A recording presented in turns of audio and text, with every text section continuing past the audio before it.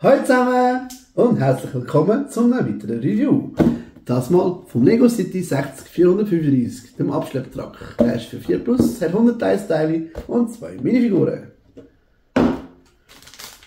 Das kommt in 2 Plastiksäckchen,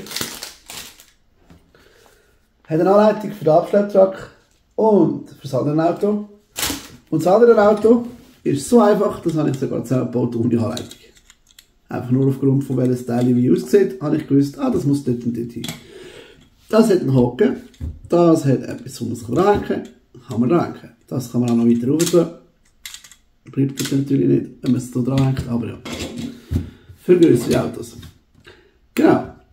Der andere Karren, der Abschleppkarren, der ist super einfach, nämlich wenn man die Räder abnimmt und die 2 grauen Teile hier mit diesen Prints drauf, übrigens nur Prints, das ganze Set, dann ist alles andere, was so hellgrau ist, ein Teil. Also das halbe Auto hier besteht aus einem Teil. Ist sehr erstaunlich, aber wahrscheinlich weil 4 Plus.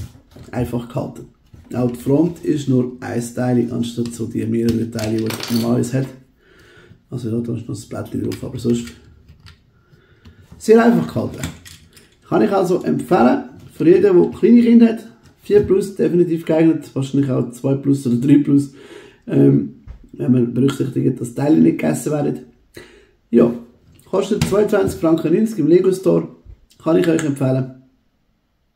Ich hoffe, euch hat das Video gefallen. Wenn ja, lasst bitte ein Like da. Gerne auch dürft ihr das mit jedem teilen, wo das sich anschauen will, um sich über das zu informieren und natürlich auch um uns zu unterstützen. Ich hoffe, ihr habt Spaß beim nächsten Video und wir sehen uns nächstes Mal wieder. Ciao zusammen!